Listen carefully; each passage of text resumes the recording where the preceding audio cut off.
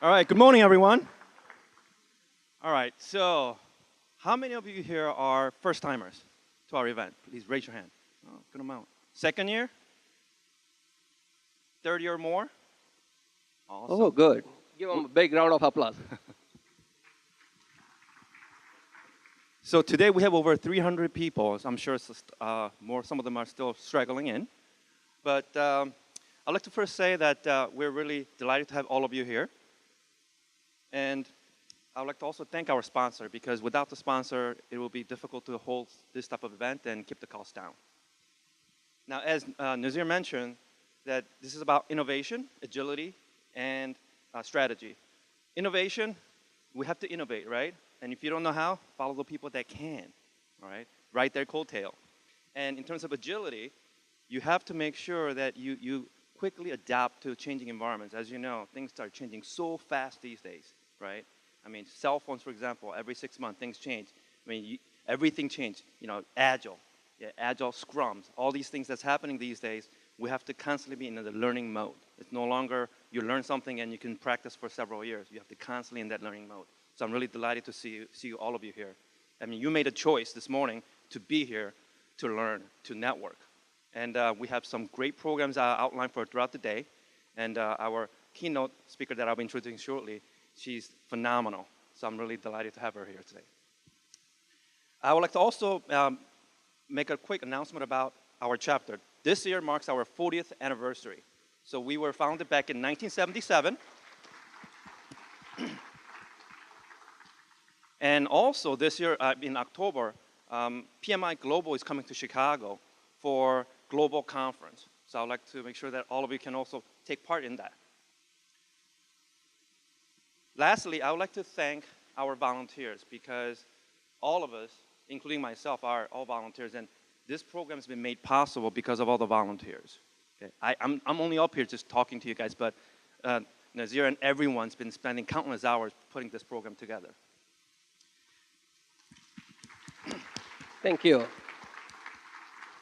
It's not just myself. There is a tons of people behind the scenes. Sure. And of course, sponsors. And lastly, as I mentioned, you made a choice to be here, and this is your community. You know, network with one another and learn from one another and share your experiences, because where else can you find a group of 300 people with like-minded, practicing the same type of project, program, portfolio management? So leverage this opportunity to network. And with that said, I would like to introduce our keynote speaker. Now, it says naked networking, and I said, wait a minute, what is that? Is it like a birthday suit networking? Anyway, so Kari Mirabal, the connection coach, leads YouTube. Hey, I gotta take my glasses off, getting old. Kari Mirabal, the connection coach, leads you to people, opportunity, and profit. She's a former IT recruiting company owner who challenges audiences to leverage the power of connection to build and maintain powerful professional networks. Kari shares networking and business strategies and helps audiences shift intention into actions with simple, easy-to-apply steps. Kari shares networking knowledge gathered from over 15 plus years of business experience, yet also explains how she was once held captive by her own networking fear.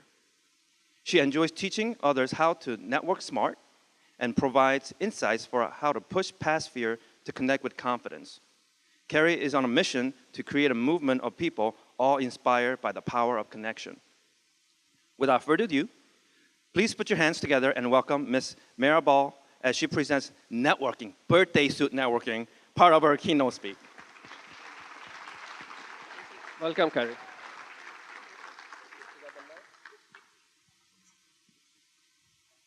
Hello, everyone. Good morning. So in a recent survey, 10,000 C-level executives were asked one question.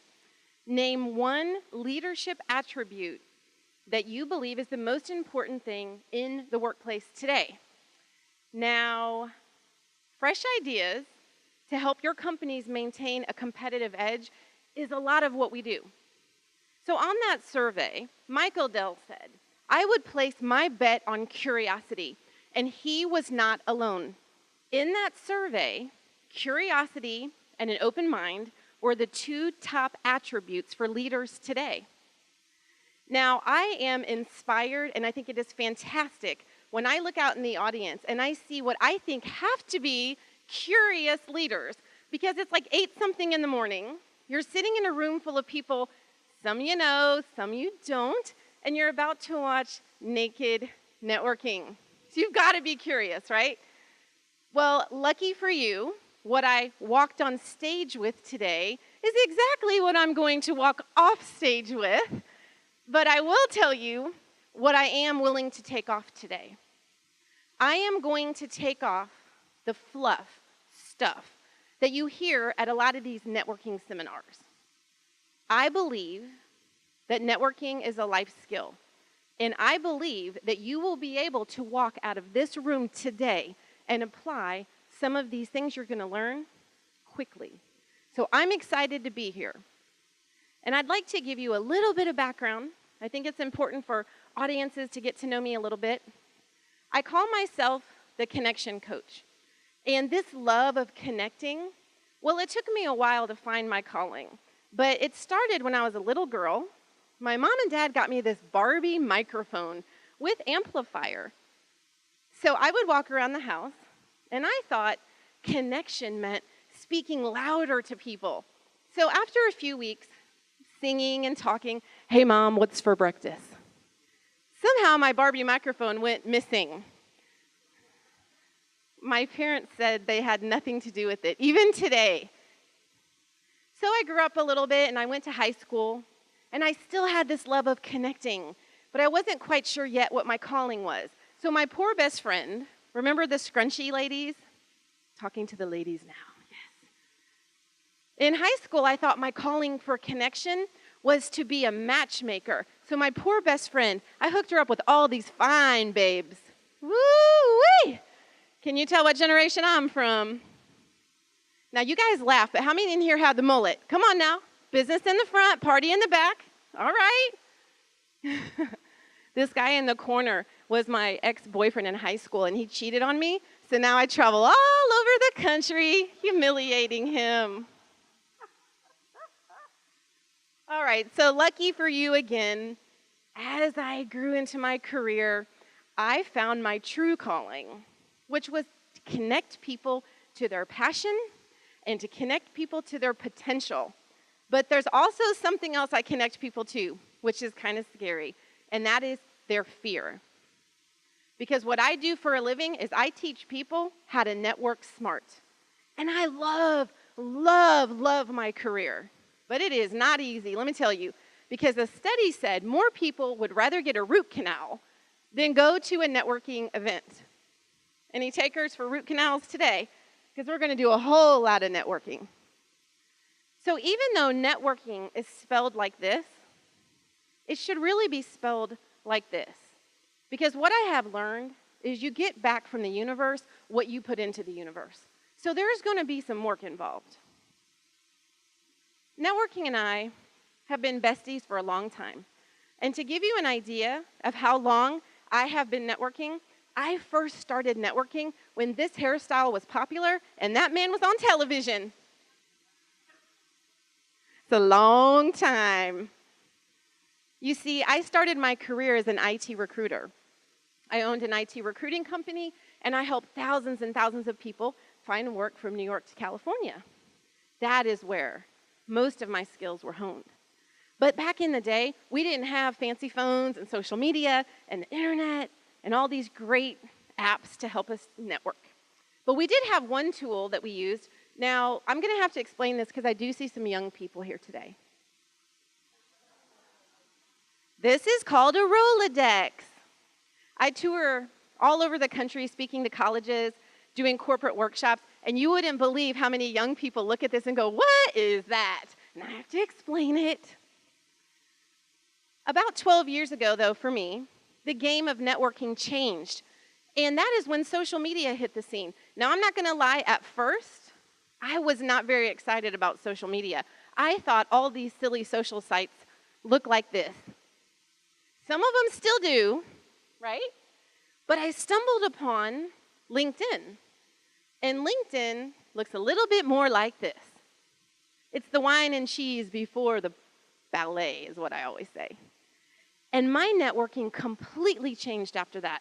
So once where I was restricted to just network within the communities that I lived and worked, now all of a sudden I was networking all over the country. I was meeting C-level executives and connecting with them through social media. I've been on television talking about networking. I've won fancy awards. Anybody know who's in these photos? These are the leadership team in Washington, D.C. when I spoke at their chapter. So names with faces. And networking changed my life because I left my IT recruiting company, and I do this for a living now, full time. But I have not always had this go big or go home attitude. In fact, that's the real story for today. But to tell that story, we have to go way back. So I'm going to tell you about a time with my very first job. Anybody remember MCI? Is there anyone in here that worked at MCI as well? There's always one in every room. No? Not one person. Man, now I'm feeling really... One. Okay, thank you. I was about to say, man. All right.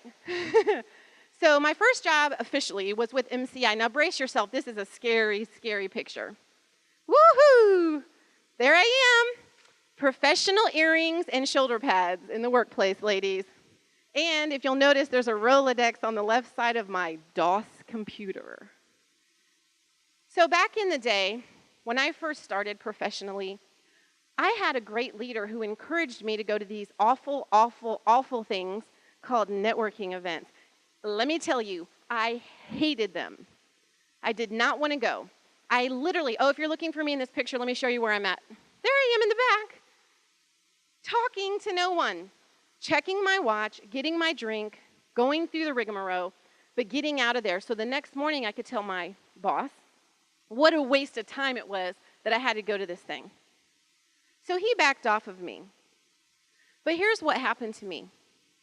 I was isolating myself and my career. I was missing opportunities. And every person that I worked with was moving ahead. Well, I was stuck. I realized at that time in my career that the riskiest thing I was doing was playing it too safe because I was afraid to work outside my comfort zone. And I was hitting these huge brick walls. So the story I'm going to tell you today, these stories are not easy to share because I'm going to tell you about my brick walls. I'm going to tell you where I've been and how I got where I am today. If you would have told that girl in that picture that she would stand in front of thousands of people talking about networking, I would have thought you were crazy. But because it changed my life, it can change yours too. So I'm going to share my stories, my experience, my secrets, my failures. And I am going to get naked and be vulnerable with you today in hopes that I can inspire you guys to do the same thing. So here is a list of all the barriers that held me back. We're going to discuss these today. Welcome to Naked Networking. We're going to talk about 5 barriers and the solutions to overcome them. But first, I want to give you a little networking 101. I want to tell you a few things that I've learned over the years. The first one is that networking is a life skill. It is something that can help every single person in this room, from the people that are serving us today to the highest level executive in this room. Networking is for everyone. I have learned that networking is about developing mutually beneficial relationships, period. And it's never too late, and I've learned it's never too early to start networking, especially at my house. So I have 2 boys. You're going to hear all about them today. And one of the things that I promise and commit to with every audience is that I will get vulnerable and I will share embarrassing things. The first embarrassing thing that I'm going to share, I need a minute, this is hard. My youngest son is an LA Dodgers fan. Now this is hard because I'm originally from St. Louis and we all know this is the best baseball team. Come on now, come on, come on. Come on, you guys. Come on. Now, is this going to ruin my standing ovation later or, dang it. We're not that far behind you guys in this series, I'm just going to say. Okay. Back to the story. My youngest son loves those Dodgers. So I happen to have a contact in my network who works for Magic Johnson. She is his private pilot. So when we connect and talk, and she found out that my son Marcus loves those Dodgers, she encouraged my son to write Magic a letter. And he did. He got out his crayons, and he got out his paper, and he told Magic Johnson, I want to play first base for the LA Dodgers. Magic Johnson responded and sent him a hat and signed it. Come on now. You got a 7-year-old networking? So this is great. And what's really cool is every now and then he'll ask my friend, hey, how's my first baseman coming along? And so I make sure she knows just how well he's doing. So networking has, there's a lot of contrasts and comparisons when it comes to how people network differently. So I want to talk a little bit about introverts and extroverts, how we network differently. And I'm going to ask you by a show of hands, how many people think extroverts have the advantage when it comes to networking? Show of hands. How many people think, okay. To be honest, I've looked at a lot of surveys on this, and introverts and extroverts, they both have equal opportunity to network successfully. Introverts are more comfortable working in smaller groups, and they can get intimate connections a little bit faster because they tend to listen a lot better than we extroverts. The extroverts can work that room, and we are comfortable doing that. But we tend to not ask as many open-ended questions, which can hurt us. Let's look at men and women, how we network differently. I want to start with the men. Men statistically are a little bit more clear about their best possible outcome when they start networking. They're comfortable making direct requests, and statistically, men tend to work outside of their own circle of influence. So for example, if you're in healthcare, you tend to have network contacts in IT and manufacturing, and you work outside that comfortable vertical. Now let's talk about women here for a second. In the Fortune 500, there are 4.2% females that are in C-level positions. So I've been looking at studies about why this is. So first of all, women in general, we tend to network within those comfortable verticals. So if I spent my entire life in manufacturing, that is where most of my network is, which hurts me if I want to move outside those industries. Also, women tend to have less C-level contacts in their network. And unfortunately, studies show that women hesitate a little bit to ask for what they want. We are, statistically speaking, we tend to give of ourselves, and we are not as comfortable asking for what we want. So I'm here to help change that and hopefully help even out the score just a little bit. Because honestly, whether you're networking with crayons and sending notes or using social media, you're a man, you're a woman, you're an introvert, you're an extrovert, everybody's different. And it's about finding your own style. What works for you? So to be a networker, really all you have to do is you have to know how to look for opportunities that other people miss. Now, how many people in here are IT geeks? I say that with love. Okay, quite a few, yay.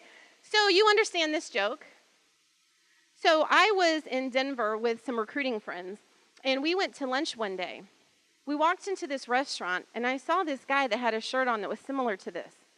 So when I talk about missing opportunities, the people that I was with, they were like, oh, isn't that cute? I'll have the Caesar salad. Where I saw potential, I walked over and introduced myself to this guy, and I'm like, you have to be in IT. Please tell me what you do for a living and where you work. We started a conversation. I gave him my card. I am still in communication with that guy today. So you just never know. But if you keep your eyes open for potential, you can be a good networker. But I don't want you to be a good networker. I want you to be a naked networker. So that means we're going to up the ante. You have to be willing to literally expose yourself to new opportunities. So I want you to get comfortable being uncomfortable. So let's get naked and let's jump in. Oh, these lovely pictures. Now the hair is getting better as I'm growing in my career. The outfits are still, God, Gotta love those 80s, man. This is me as I'm growing in my career. But I'm going to talk to you about naked networking, which is where I started. So in this time in my life, I was running into these brick walls. And like I said, it was holding me back. So let's look at that first brick wall. And when I explain these 5 brick walls, I want you to think about your own networking skills. Which one of these characteristics might be holding you back? And let's talk about how to overcome those. The first one is I was neglectful. I did not have any buy-in whatsoever when it came to networking, mostly because I did not see the benefits. I didn't understand that networking could help me with career opportunities. I certainly didn't think sharing knowledge with like-minded people would help me. And I didn't understand what a powerful circle of influence could do for me, including getting me from point A to point B faster. You see, up until this point, everybody said how great networking was, but I wasn't there. So I neglected to put any effort into it. You see, for me, networking just got a bad rap.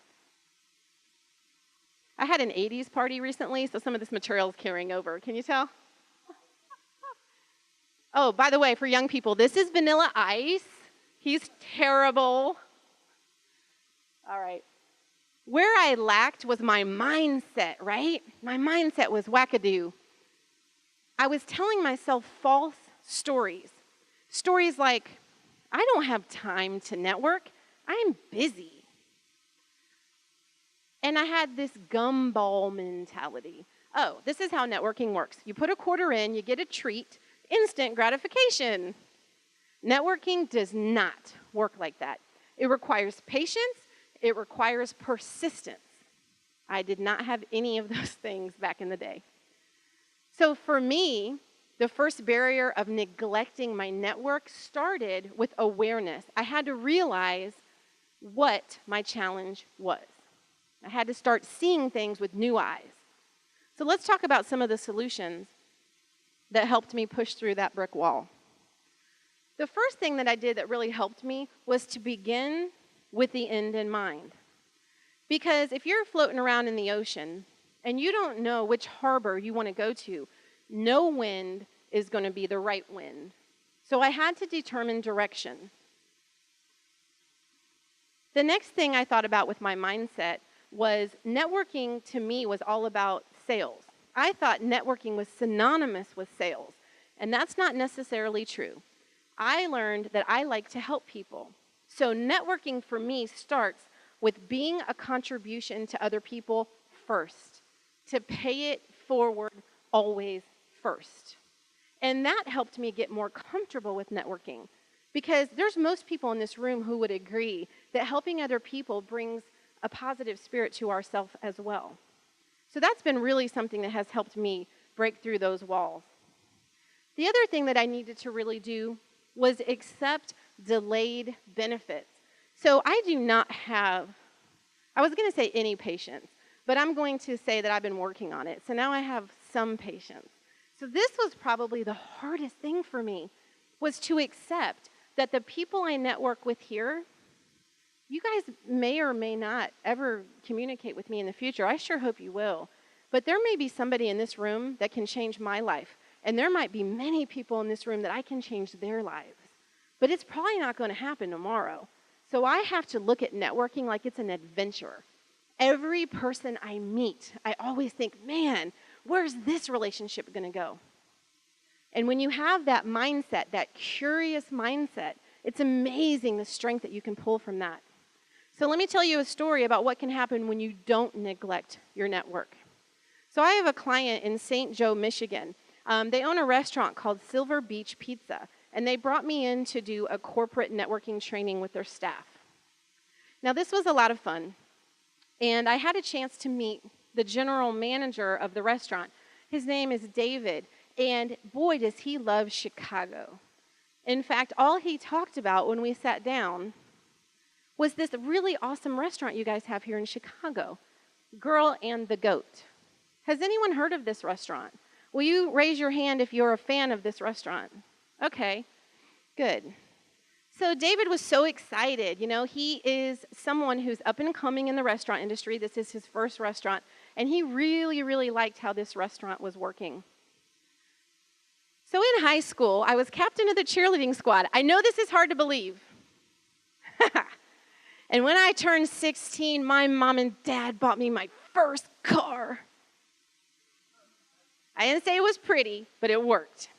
And this car came with one rule.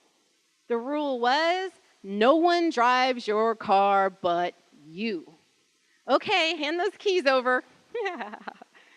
Now, I heard that rule, but it didn't apply to cute boys I went to high school with. So when this cute boy said, Kari, can I drive your car? I said, sure. So we pulled up to a 4-way stop sign. And guess who pulled up next to us? I lived in a small town. My parents. So that beautiful car was taken away for the entire summer. And I let that cute boy know. Now that cute boy turned into this man. This man owns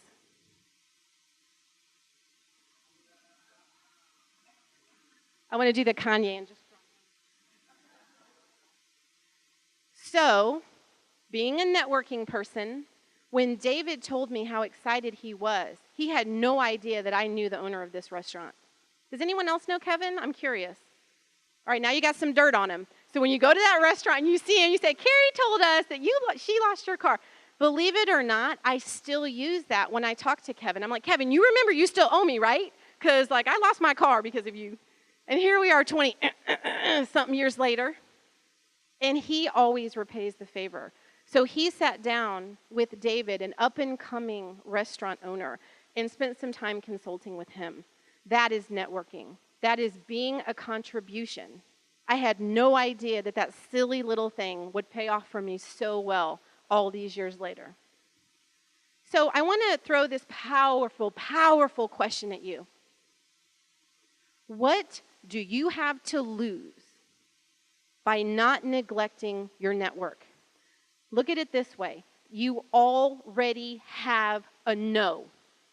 You already have a no. If you're trying to get in front of a new client and you don't have the business yet, you already have the no.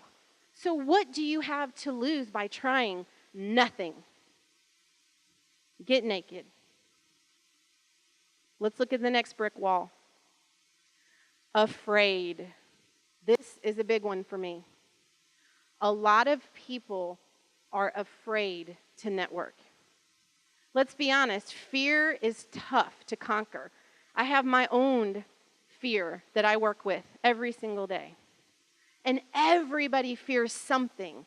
My oldest son told my youngest son that Chipotle puts grass in their white rice.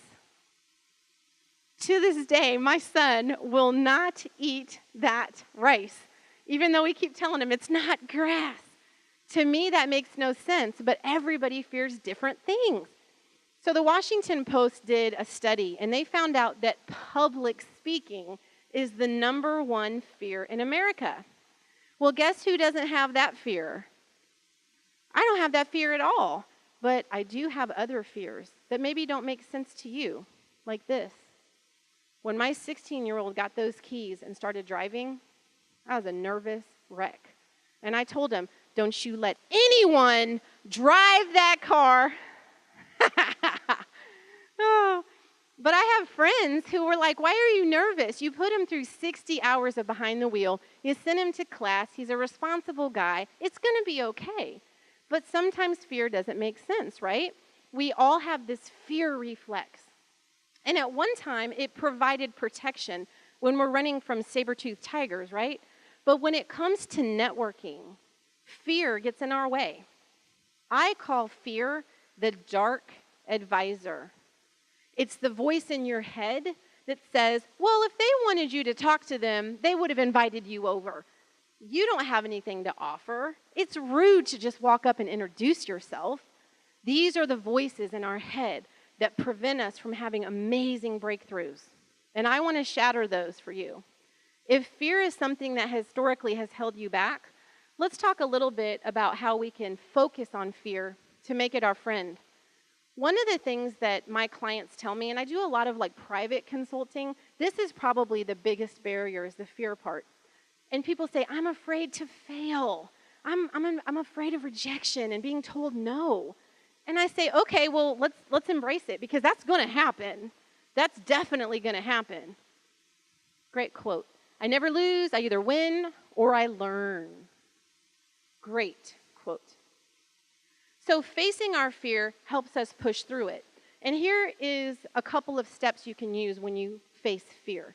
Number 1, ask yourself what you're feeling. Write it down or say it out loud. I am scared to talk to that person. They have a higher title than I do. But explore the root. And this is the hardest part. This is identifying the voice in your head that's telling you you can't do it. Maybe you had an overbearing parent or something has happened to you in your life that is that negative voice in your head, and it keeps causing havoc. So you need to identify it, give it a voice, and figure out where it's coming from. Then you recontextualize.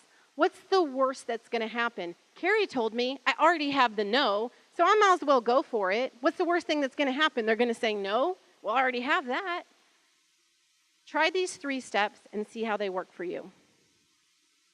I'm going to share with you a story about how I used fear. Because I am a great networker, but I also have fear. There are people who do intimidate me. I don't care, I do it anyway. But there are people who intimidate me. So when my younger son had a friend that was involved in a 4th of July fireworks explosion, I'm going to show you a picture. It's graphic. The folks know that I do this, just so you know. This is a 10-year-old little boy. Now, if you look at this photo, there's something in this photo that's quite interesting. You can tell he has on a shirt of some sort. He had a shirt on when the explosion happened. And not just any shirt, he had on an Under Armour shirt. So while all the parents were running around taking cookie baskets to the hospital, I just stood there in awe. Like, man, I wonder if Under Armour knows this. This is incredible. So I thought to myself, what's going to help this little boy's spirit? This was about 3 weeks before the World Series. So he was down, right? And I believe that if you can encourage the spirit, you can do many, many wonderful things. So I decided I was going to get on the phone, and I was going to reach out to the executives at Under Armour on the East Coast, and I was going to talk to them and see what we could do. Within 3 days, I use LinkedIn as my conduit, by the way. Within 3 days, one of the C-level executives from Under Armour called me at my house on a Wednesday night at 7:30. I'll never forget. Kari, what can we do to help? Under Armour sent this little boy a box of all the new superheroes. Does anybody have any little kids with they have like Superman and Batman and all that? Well, this was before that had even hit the market. So here's the kid who got every superhero. And let me tell you, in that hospital, every kid wanted those Under Armour shirts, and they weren't even on the market yet. Not only did Under Armour do that for him, they also got their golden boy here, Bryce Harper, to sign a bat, and they sent that to him. Under Armour still stays in touch with me and asks how he's doing. The little boy is fine now. But that is the power of networking when you face fear, and failure is not an option, right? I have goosebumps. Do you? What do you have to lose? I already had the no. I didn't have Under Armour executives in my back pocket on my speed dial. I do now. And they told that story at their annual conference. And guess who helped them with their LinkedIn stuff? Just saying. Another Kanye. Get naked, people. All right, the third barrier, knowledge. This is my favorite. At the time in my career, I had the will. I had that will. I'm starting to get more comfortable networking, but I lacked the skill big time. So let's jump right into the solution. This is my 3-step networking strategy, and I love it because it works for social media and it works for traditional networking. So step 1, plan. Who do you want to talk to and why? Got to have these stories. I'm going to work the 3-step networking strategy through with you using my teenage son, the Muse. My son, Justice, plays lacrosse. He says, Mom, I want to play lacrosse for Duke University. But Duke University has this thing called, you have to have good grades. I don't need college, Mom. I'm going to be a professional lacrosse player. At least we overcame that, right? So plan. All the times I talked to my son about the importance of grades, it was like Charlie Brown's mom. He did not listen. So step 1 in the networking strategy. He's not listening to me. My goal is for him to improve his grades so he has a fighting chance to go to the college he wants to go to. Okay, plan. Who would he listen to? Okay, step 2, connect. What is going to be the best channel for me to reach said audience? If I'm trying to get in touch with a 75-year-old executive, LinkedIn's probably not going to be my best bet. The old phone, maybe a handwritten letter dropped off at the office. You have to think about the best channel for the audience you're trying to reach. My clients complain a lot about LinkedIn, and we're going to talk about LinkedIn after this. But one of the things they say is LinkedIn doesn't work. I had $1 for every time I heard that. You're right, it won't work if you're using it to reach someone who has 2 connections and never logs on to the system, right? So I had to think, which is the best channel to reach the people I'm trying to go to? Well, in my case, I was really lucky because I did research and I found this guy named Justin George on LinkedIn. Not only is he captain of the Duke lacrosse team, he's also on the honor roll. Ding, ding, ding, ding, ding. So I reached out to him. I've planned. I have found my target audience. I connected with him on LinkedIn. And then I told him my story. He agreed to write my son a letter. So he wrote Justice a letter and said, hey, look, anytime I take that game field, I know I can get hurt. But no one can take my education away from me. So you've got to study. You've got to focus. And he got the entire Duke lacrosse team to sign a poster, which still hangs in my son's room today. Now, the third piece is the grow piece. Once you have worked through these processes, you have to grow the network. Everybody knows a fair-weathered friend. We all have them. Don't be a fair-weathered friend. Grow the process and give it time. My son comes home from school the second semester, and his grades had improved. He literally ran through the door with his report card in his hand. Mom, we got to call Justin George. He's going to be so proud of me. Look at my grades. I'm the mom. I want credit. But I really don't care because what he's doing now is he's focusing on his grades. And no matter who it was that inspired him, it was my job to do that. And that's what I did. So in the networking process, when Justin George graduated from Duke University, because when you're an honor student at Duke University, that's really nothing. You need to carry Mirabal in your back pocket to really help you. So I was able to return the favor and help him with his resume, with his interviewing steps and things like that. So it's really neat that I've been able to stay in touch with him all this time. So when you look at your own networking, one of the things you have to think about is which of these areas are you deficient in? Because in theory, you should spend an equal amount of time planning, an equal amount of time connecting, and an equal amount of time growing your network. So if you think your networking is not where you want it to be, ask yourself which of those 3 areas do you need to spend a little bit more time on? Apply the 3-step networking strategy to your business. Who do you want to talk to and why? Find the best conduit to get you there. And then continue to grow the relationship, even if it doesn't provide fruit right away. What do you have to lose? You probably already have the no. Get naked. The next barrier that I had to overcome was engage. Boy, did I have poor connection with others. My delivery was terrible. So back to baseball, because I love this. I was doing the pitch. It was all about me back in the day, what I want, me, and nothing about what the other person wanted. So I kind of looked like this guy. So don't pitch people. I'm going to tell you a quick story about this guy on LinkedIn. Now, I don't expect you to read this, but he sent me a note on LinkedIn. People in the front row, can you see? what he called me? Lynn. Twice. My name is Kari, not Lynn. Don't call me Lynn. So I knew what this clown was doing. And he said he had read my website and he thought he could help me with career coaching and networking. He didn't read my website. So I just assumed, this is what I call the gift. I like to give people gifts. I like to tell them when I think maybe they have an area of opportunity, because maybe I can save you guys from getting emails like this if I do my job and stop it in its tracks. So I wrote him back, oh, I'm so sorry. I didn't want Lynn to miss her email. I think you sent this to the wrong person. And of course he writes back, oh, no, that was for you, hun. Oh, no, you didn't. Oh, now you're going to get it. So I told him what I do for a living. I told him, to be honest, if that was for me, it turned me off. It was a little bit too much like a pitch.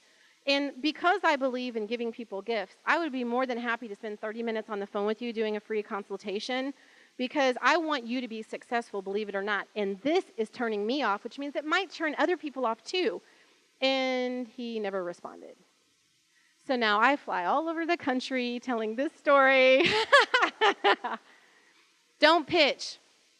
So the solution when it comes to networking is to look at networking more like the catch. So a simple game of baseball in the warm-up process is I ask you a question, you ask me a question. We have to build over time. Open-ended questions can be our friends. They can help us. And we also have to look for common interests. You can't just expect to go into this cold. So you want to definitely understand that commonality equals likability, which helps you earn trust, which leads to opportunities. So this is a client that I work with in Tulsa. He is a LinkedIn hater, he was. And when I sat down with him and he was like, LinkedIn doesn't work. I knew he was from Iowa. I knew he was raised on a dairy farm. So I asked him to tell me what his schedule looked like, and he happened to have a lunch with this guy who was also a C-level executive in Tulsa. Well, we did our research. I showed him how LinkedIn, for example, could tell us information to help prepare us, because he had not met this guy before. He just had a name and a date for lunch. Guess what? This guy was also from Iowa, and he also was raised on a farm. So my client went to lunch with him and just casually brought up first that he was from Iowa and that he was raised on a farm. And that guy's like, really? Me too. Oh. So now that commonality starts to create that likability.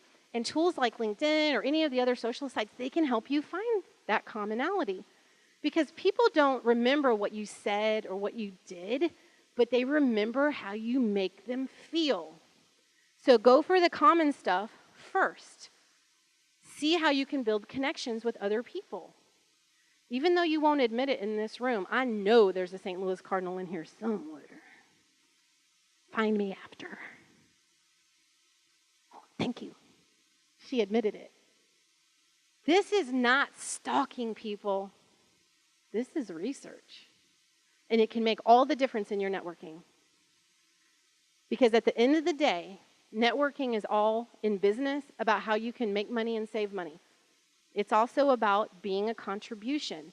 So you have to think, what do you have to lose? If you're in sales and you've got to get your numbers up, commonality can be a great, helpful tool. You already have the no. You might as well try. Get naked. All right, we're going into the last brick wall that I had to face. Dedicate. The challenge that I had back then was that I did not dedicate myself enough to the power of connection, to what networking could do for me. I needed to commit to action. So I have overcome and worked through some of the other barriers and some of the other characteristics that were holding me back. This one, once I had the knowledge, once I knew how to engage people authentically, once I knew that I couldn't neglect my networking, now all I had to do was put it into action. So I'm going to share with you some of the tips that I used to help me stay in touch with my network. The first thing I had to do was develop business habits. This is what I do. I invest 15. Now, I talk to people all over the country, and I tell them, if you've got 15 minutes, you have time to network. People tell themselves stories that networking takes too much time, but it really doesn't. 15 minutes a day, and you're amazed at the things that can happen. This is an example of my networking calendar. So what I do each day is I pick an activity to do, and I use LinkedIn a lot. So for example, on Monday, I might ping my network. I might go through all the business cards that I met of people here, and I may just send them a note and say, hi, it was so nice to meet you. I call that pinging my network. Maybe I want to spend my 15 minutes having a go for it day. That's when I do my alter ego Wonder Woman, and I put on my Wonder Woman hat. I have glasses and everything, and I say for the next 15 minutes, I'm going to be Wonder Woman. I'm going to go crazy, and I'm going to reach out to people that I normally wouldn't. What the heck? I already have the no. I'm going to go for it, okay? But my favorite thing that I do, and by the way, they're going to have this deck, so you guys will all get a copy of this if that'll help you. One of the things that I love to do is on Fridays, I love to be a contribution where I praise people publicly. So I may go out and say, hey, Pitch, thanks for inviting me. Or, hey, if someone posts that they just lost their job, I may go in and say, hey, give me a call. I'll do 30 minutes with you. I want to help you out. So it's my pay it forward. It's my give back day. And I love that because I feel like the universe gave me a gift and I want to share it with every person I can. So one of the things that I want to share with you is that public praise can lead to private favor. And this is so true. So if you use Twitter or LinkedIn or any of those things, take a minute to thank the people who have inspired you because that public praise is pretty amazing. Like in this story, I read a lot. And I read this book by Thomas More. Now, I thought Thomas More was pretty cool. And I really loved what the book offered me. So I went out on LinkedIn and I publicly praised him. Thank you for writing this book. It inspired me, so on and so on. And I started to get curious. I have questions about this book. So I want to see if maybe I can get him to answer the questions. How cool would that be? New York Times bestselling author? So I found him on LinkedIn. I already had the no, so I went for it. I sent him a note, and I explained to him how his book helped me. We developed an opportunity together to exchange information because he looked at my LinkedIn profile. He saw that I had pretty much, promoted his book with all the people I have in my network, which is pretty big. He agreed to talk to me on the phone, but he didn't give me 15 minutes. He gave me an hour. What a gift. It was amazing. So in that process, I said, look, your LinkedIn profile is kind of, why don't you let me help you? Let me reciprocate the favor. So we agreed to do some coaching together to help increase his LinkedIn profile. That's exactly what we did. But one day, he emailed me and said, Kari, I'm sorry, I need to cancel our meeting. I've been asked to do an interview. I'm so sorry, we need to reschedule. No problem, Thomas. Not a problem at all. I'm flexible. The next week, he sent me a note. Kari, would you like to see the interview that I did last week? Sure, Thomas, sounds great. Ready for this?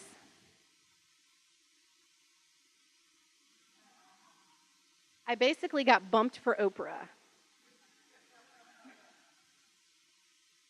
How fun is this? I had no idea that he was on a first-name basis with Oprah. This was the second time he had been on Oprah. That can be a little intimidating, but I faced the fear. I saw the potential. What did I have to lose? Not a damn thing.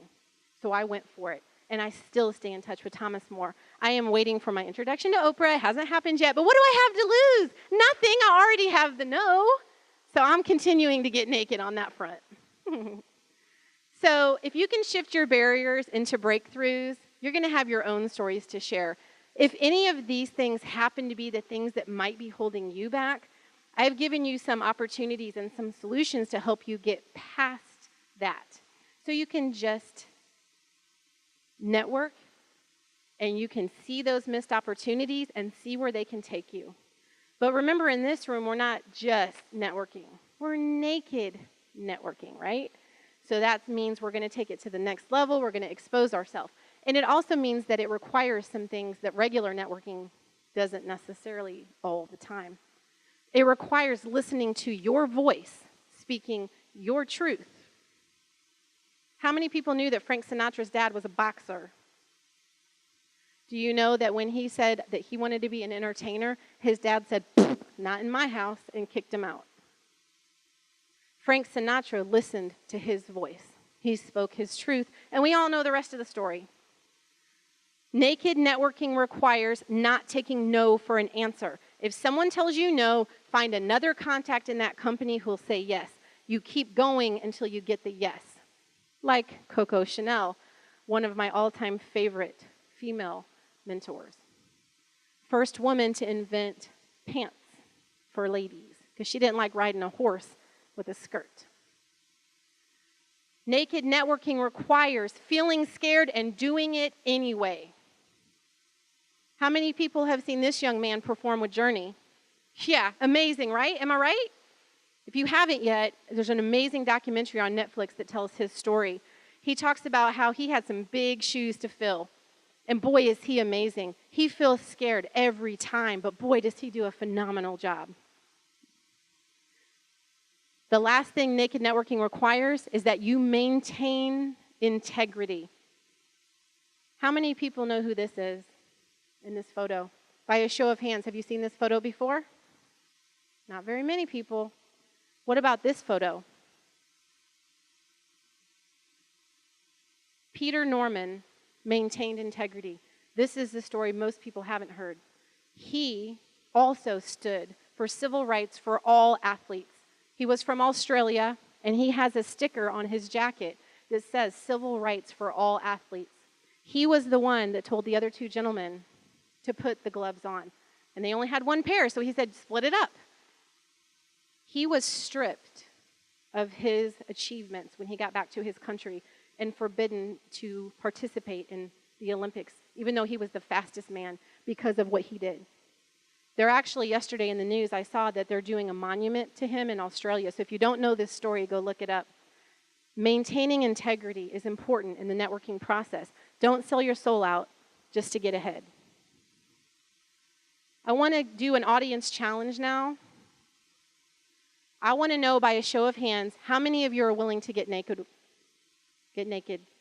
Oh my gosh, I'm never going to come back. Okay, let's put them up tall and proud. All right. I'm going to put your money where your mouth is. I'm asking you to look at these 5 barriers. I'm asking you to apply these solutions, and I'm asking you to get naked. And to prove it, the volunteers are going to pass around stickers, naked networking stickers. I want you to wear it proudly this whole day. And if you have the kahunas, I want you to wear it when you leave here too. Because what is going to happen when you wear this sticker is you are committing to try some of the things that I have brought to you today. You're going to try the 3-step. You're going to ask open-ended questions. You're going to face your fear. You're going to look at how you can dedicate yourself and how you can get the right mindset. And you are not going to neglect your network. So what happens when you wear this sticker proudly is people are going to ask you, what is that? Maybe take it off before you get home.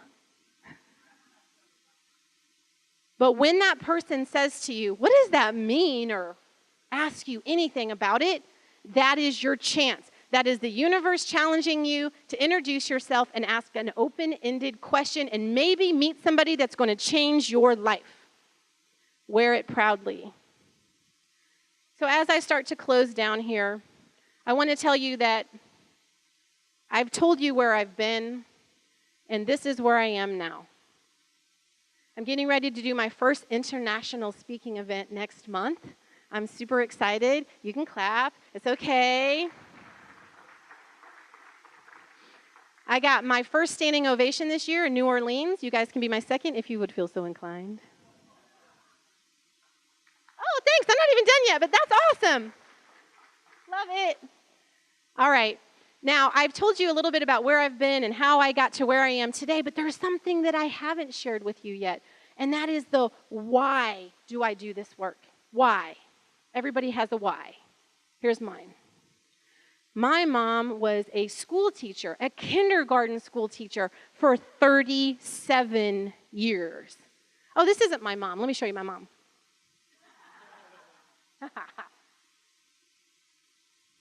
This is probably the most vulnerable part of my entire presentation because here's what you don't know. My mom grew up in a generation where her mom told her, you will go to college, you will be a school teacher. My mom didn't have a choice. My mom hated teaching school. She didn't even like kids. I'm being honest. She didn't even like me that much, to be honest. My mom hated her job. And because she came home every day and hated her work, it was a tough house to live in. My mom had a calendar by the phone and a red Sharpie marker. And as a little girl, I would watch her put an X. 87 days left of school. And I remember being about this age saying to my mom, if you hate your job so much, why don't you get a new one? That didn't go over very well. You see, my mom lacked courage. My mom lacked courage to speak her truth. My mom lacked courage to face her fears. And as a result, she's lived her entire life like that. This is a conversation that she had with me recently. Naked networking, why can't you just get a real job and sell insurance? She actually said that. If I have an opportunity to be a conduit for anyone in this room who might be stuck, and I have a chance to teach you different ways so that you can maybe find the career that you love or meet people who can inspire you or face your fear, I feel like I am doing my duty to put into the universe options. My hope for you is that you stay curious. That is our responsibility as leaders, to stay curious. And my final words to you would be that you find your courage and that you let that courage help you get naked. Thanks, guys. Thank you. Thank you, thank you, thank you. Love it. Thank you.